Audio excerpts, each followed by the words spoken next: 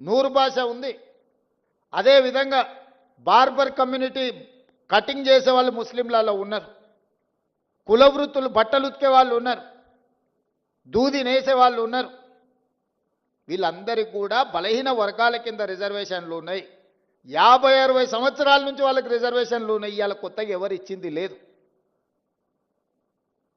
ఈ ముసుగు దొడుక్కొని ముస్లిం ముసుగు దొడుక్కొని బహుజనులకు అన్యాయం చేయాలి, బహుజనులకు రిజర్వేషన్లు ఇవ్వొద్దు అని కొన్ని రాజకీయ పక్షాలు అడ్డుకుంటున్నాయి. ఇవాళ నిజంగానే తెలంగాణ రాష్ట్రంలో మేము ఇస్తే మేము చేసిన చట్టంలో ఎక్కడైనా ఉంటే చూపించండి. అబద్ధాల ప్రాతిపదికన దెబ్బతీయాలి మా ఆలోచనని, రాహుల్ గాంధీ గారి విధానాన్ని. రాహుల్ గాంధీ గారి మీద కోపం ఉంటే వారి మీద ప్రదర్శించండి. చాలా కేసులు పెట్టారు, ఇంకా 4 కేసులు పెట్టండి. కానీ ఆయన నమ్మిన సిద్ధాంతాన్ని దెబ్బతీయడానికి ప్రయత్నం చేయొద్దు అని చెప్పి కేంద్ర ప్రభుత్వానికి నేను విజ్ఞప్తి చేస్తున్నా. ఆయన సంపూర్ణంగా విశ్వసిస్తున్నాడు. ఈ సమాజంలో సమూలమైన మార్పు రావాలంటే బహుజనులు నిలదొక్కోవాలి, బహుజనులు ఆర్థికంగా విద్య ఉద్యోగాలలో ఎదగాలి అనేది రాహుల్ గాంధీ గారి విధానం. ఆ విధానాన్ని అమలు చేయడమే నా బాధ్యత, మా ఉప ముఖ్యమంత్రి బట్టి విక్రమార్క గారి బాధ్యత. రాహుల్ గాంధీ గారు ఏ సూచన చేసినరో 100% అమలు చేయడం మా బాధ్యత. ఇవాళ క్రమంలో వస్తాయి సమస్యలు, మాకు తెలుసు. ఆ సమస్యల్ని పరిష్కరించుకుంటూ ముందుకు వెళ్తాం. సమస్య వచ్చినప్పుడు, సమస్య మీద మేము కొట్లాడినప్పుడు మీరు అండగా నిలబడాల్సిన నైతిక బాధ్యత మీ వైపున ఉన్నదని చెప్పి నేను భావిస్తున్న ఈ వేదిక మీద నుంచి. మీకోసమే నిలబడి కొట్లాడినప్పుడు నైతికంగా మీ మద్దతు మాకుంటే మాకింకా ధైర్యం వస్తుంది, దాని అమలు వేగంగా చేయగలము. మీ అందరూ అండగా నిలబడాలి.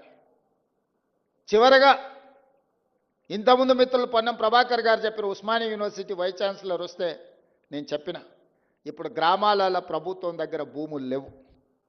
అసైన్మెంట్ పట్టాల పేరు మీద ఎస్సీలకో ఎస్టీలకో బీసీలకో ఇవ్వడానికి ప్రభుత్వం దగ్గర ఆర్థిక వెసులుబాటు లేదు. కావలసినంతగా కార్పొరేషన్ల నుంచి మీకు సహాయం చేయడానికి ప్రభుత్వానికి ఉన్న చిత్తశుద్ధి ఒక్కటే, మీరు బాగుపడాలి, మీ తలరాతలు మారాలి అనంటే చదువు ఒక్కటే పరిష్కారం. అందుకే young India integrated residential schools SC ST BC minority పిల్లల్ని ప్రతి నియోజకవర్గంలో 200 కోట్ల రూపాయలతో ఈరోజు డైట్ ఛార్జెస్ కానీ కాస్మెటిక్ ఛార్జెస్ కానీ పెంచి, విద్య ఒక్కటే మీ జీవితంలో మార్పు తీసుకొస్తుంది, మీ తలరాతలు మారుస్తుంది. ఇబ్రహీంపట్నం దగ్గర ఉండే మధు యాస్కి గారు ఈరోజు అమెరికాకి వెళ్ళి ఒక గొప్ప న్యాయ కోవిదుడు కాగలిగిండంటే చదువుకోవడం వల్ల కాగలిగిండు. బట్టి విక్రమార్క గారు ఉప ముఖ్యమంత్రి అయిందంటే చదువుకోవడంతోనే అయిండు. పెద్దలు కేశవరావు గారు మాకందరికీ ఆదర్శప్రాయుడు అయిందంటే చదువుకోవడం వల్ల అయ్యిండు. ఈరోజు పొన్నం ప్రభాకర్ మంత్రి అయిందంటే చదువుకోవడం వల్ల అయ్యిండు. ఇక్కడున్న యువకులకు నా సూచన ఒక్కటే, చదువు ఒక్కటే మన తలరాతను మారుస్తుంది. మీకు నాణ్యమైన చదువిచ్చి మీ అర్హత తగ్గ ఉద్యోగాన్ని ఇచ్చే బాధ్యత కాంగ్రెస్ ప్రభుత్వం తీసుకుంటుంది. ముఖ్యమంత్రిగా నేను తీసుకుంటా. మీరు మా కుటుంబ సభ్యులు. నేను ఎస్సీ వర్గీకరణ చేసినప్పుడు మా మాదిగ సోదరులు, మా మాదిగ బిడ్డ, మా మాదిగ సోదరుడు ఒకవేళ ముఖ్యమంత్రి ఉంటే మాకు ఎంత న్యాయం జరుగుద్దో, రేవంత్ అన్న ఉంటే కూడా మాకంత న్యాయం జరిగింది. 59 ఉపకులాలకు న్యాయం జరిగిందని మాదిగ సోదరులు వాళ్ళ సామాజిక వర్గంలో నన్ను సభ్యత్వం ఇచ్చింది. ఇవాళ సర్దార్ సర్వై పాపన్న విగ్రహమే కాదు, బలహీన వర్గాల కోసం ఒక మంచి పని చేస్తే గౌడ సోదరులలో కూడా మహేష్ గౌడ్ గారు నాకు సభ్యత్వం ఇచ్చాడు. సంతోషం. మా పండుగ సాయన్న గురించి చర్చించినప్పుడు, ప్రస్తావించినప్పుడు మా వాకిటి శ్రీహరిని ముదిరాజ్ సోదరుల నుంచి మంత్రిని చేసినప్పుడు నాకు మా ముదిరాజ్ సోదరులు కూడా అందులో సభ్యత్వం ఇచ్చిండ్రు. నేను ఎందుకు చెప్తున్నా అంటే నా బాధ్యత. రాహుల్ గాంధీ గారు ఏం కోరుకుంటున్నారో, ఈరోజు పీసీసీ ప్రెసిడెంట్ కావచ్చు, మంత్రి కావచ్చు, క్యాంపెయిన్ కమిటీ చైర్మన్ కావచ్చు, పబ్లిక్ సర్వీస్ కమిషన్ చైర్మన్గా బుర్రా వెంకటేశంని ఐఏఎస్ చదివిండు కాబట్టి ఆయన వేయగలిగినాం. మా సోదరిమణి శారదని మహిళా కమిషన్ చైర్పర్సన్ వేయగలిగినాం అంటే చదువుకున్నది కాబట్టి వేయగలిగినాం.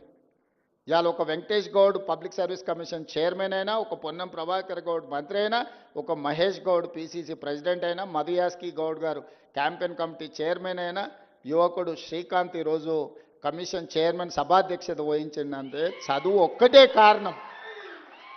మీ అందరికీ నా సూచన ఒక్కటే, ఇవన్నీ కూడా మీరు నిలబడాలి, నిలదొక్కోవాలి. మీ తలరాతలు మారాలి. మీరు డాక్టర్లు, లాయర్లు, ఇంజనీర్లు కావాలి. ఐఏఎస్లు, ఐపీఎస్లు, ఐఎఫ్ఎస్లై రాజ్యాధికారంలో భాగస్వాములు కావాలి. ఈ రాజ్యాన్ని పాలించాలి.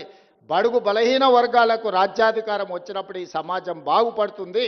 ఈ తెలంగాణ రాష్ట్రం 10 ఏళ్లలో $1 ట్రిలియన్ ఎకానమీ కావాలన్నా